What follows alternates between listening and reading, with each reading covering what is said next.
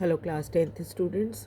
आज हम first flight chapter का थर्ड पोएम करने वाले हैं और इस पोएम का नाम है अ टाइगर इन द जू।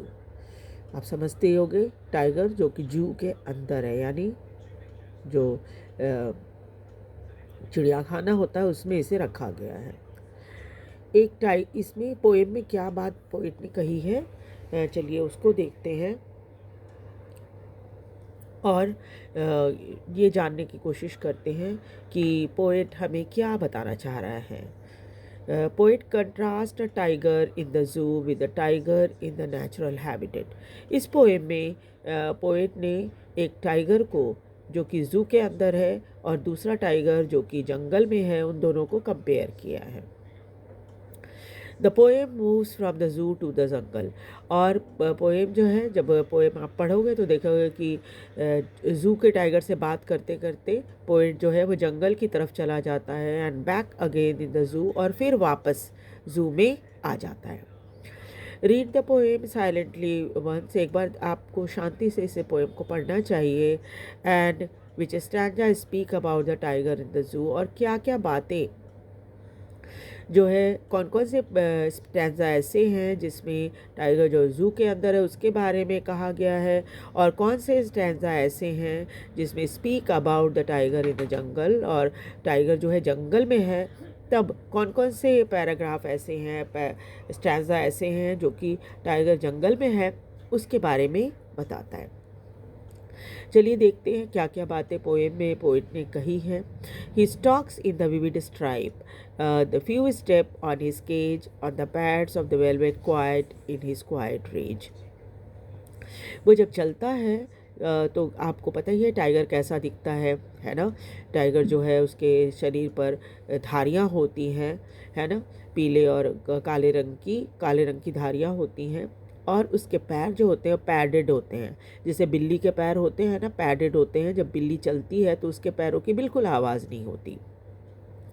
तो ये टाइगर जो है वो जू में है, और बहुत ही गुस्से वाला जानवर होता है ये। तो वैसे में जब वो केज के अंदर है तो छोटी सी जगह है, तो स्वाभाविक है कुछ ही कदम वो चल पाता है उसके अंदर। जंगल में तो उसे कूदने भागने की बहुत सारी जगह होती है, लेकिन यहाँ पर ये क्या है, एक केज के अंदर होने की वजह से कुछ ही कदम वो चल पाता है। और जब वो चलता है तो उसके पैरों में पैड जैसी प्राकृतिक रूप से जो पैड जैसा बना रहता है उसके पैरों में, उसके कारण उसके चलने की बिल्कुल आवाज़ नहीं होती। और उसका जो गुस्सा है वो भी थोड़ा शांत है जब वो जू के अंदर है। He should be lurking in shadow, sliding through the long grass near the water hole and where plump deer pass। और अब देखिए ये तो था जू के अंदर। अब देखिए ये जंगल में आ गया है। जंगल में क्या है, वो क्या होता है, वो चुपचाप से इधर उधर भागता है लंबी घास के बीच में, और ख़ास तौर पे वाटर होल जहाँ पर पानी होते हैं, और उसे पता है कि यहाँ पर अच्छे मोटे तगड़े हरिन जो होंगे पानी पीने के लिए आएंगे, यहाँ से गुजरेंगे, तो क्या होगा, वो उनके ऊपर अटैक करेगा और फिर उन्हें मारकर खा जाएगा। He should be snarling around the houses at the jungle's edge, baring his white fangs, his claws, terrorizing the village। जब वो खुले में होता है तो क्या करता है, क्योंकि अब इंसानों ने जंगल की ऐसी हालत कर दी है कि जंगल छोटे होते जा रहे हैं, तो क्या होता है कि बहुत सारे घर ऐसे होते हैं जो जंगल के बिल्कुल करीब होते हैं, और नतीजा ये होता है कि कई बार जंगलों से निकलकर टाइगर जो है वहाँ पर गाँव में घरों के आसपास घूमने लगता है ना। खास तौर पे वो गांव जो जंगल के बिल्कुल एज पे हैं, यानी जंगल से बिल्कुल सटे हुए हैं। और तब क्या होता है, उसके जो सफ़ेद दांत होते हैं और बड़े बड़े नाखून होते हैं, इन सब को देखकर गांव के लोग बुरी तरह से डर जाते हैं। But he but he is locked in a concrete cell. लेकिन अब देखिए ये दो पैराग्राफ जंगल के बारे में बात करने के बाद एक बार फिर से टाइगर को केज में दिखाया जा रहा है, जू में दिखाया जा रहा है। यहाँ पर क्या है, वो छोटी सी जगह पे कैद है, बिल्कुल locked in a concrete cell. चारों तरफ से ऊंची ऊंची सीमेंट की दीवारें हैं। His strength behind the bars, और उसमें ताकत तो बहुत है, लेकिन चूंकि वो अब एक पिंजरे में बंद है तो क्या है, उसकी सारी ताकत भी ख़त्म हो गई है। Stalking the length of his cage ignoring visitor, और वो अब भी अपनी केज के अंदर घूम रहा है। और बहुत सारे लोग, उसको रोज़ का पता है, लोग आते हैं, लोगों की भीड़ आती है और उसको देखती है, तो वो बिल्कुल ध्यान नहीं देता उन लोगों के ऊपर, इग्नोर करता है उनको। He hears the last voice at the night, और ज़ू में आपको पता ही है जो कीपर्स होते हैं ज़ू के, वो रात होते ही छोड़कर चले जाते हैं अपने ड्यूटी से, तो बस कुछ ही लोग रह जाते हैं ज़ू के अंदर। तो वैसे में क्या है कि वो सुन रहा है रात में जो आवाज़ आ रही है, आखिरी आवाज़ से पेट्रोलिंग कार, जो कार वहाँ पर पेट्रोलिंग करती है, घूमती है देखने के लिए कि ज़ू में कुछ गड़बड़ ना हो। तो वैसे में उसे ये सब चीज़ों के बारे में पता है और बड़े ध्यान से वो सुन भी रहा है जो पेट्रोलिंग कर रही गाड़ी की आवाज़ आ रही है। And stairs with his brilliant I at the brilliant star, और तब क्या होता है, रात के अंधेरे में जब आसमान में तारे चमक रहे होते हैं, उसकी आंखें भी बिल्कुल तारों की तरह चमकती है। आपने देखा होगा नेशनल ज्योग्राफिक वगैरह में भी आपने देखा होगा कि जो रात होती है तो बहुत सारे जानवर ऐसे होते हैं जिनकी आंखें अंधेरे में भी चमकती हैं, तो इसकी आंखें भी तारों की तरह चमक रही हैं। इस पोएम के जो पोएट हैं उनका नाम लेस्ली नॉरिस है, लेस्ली नॉरिस। और इसमें और क्या क्या चीज़ें हैं जो आप ध्यान दे सकते हो, जो कि अक्सर एग्ज़ाम में आता भी है। तो सबसे पहले आपको देखना है इसकी राइम स्कीम क्या है। तो राइम स्कीम आप देखिए, stripes, cage, quiet and raise.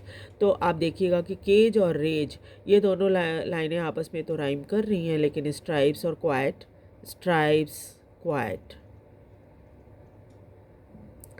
और ये दोनों लाइनें जो है क्वाइट एंड स्ट्राइप्स, ये आपस में राइम नहीं कर रही हैं। तो आप क्या करेंगे, इसको ए बी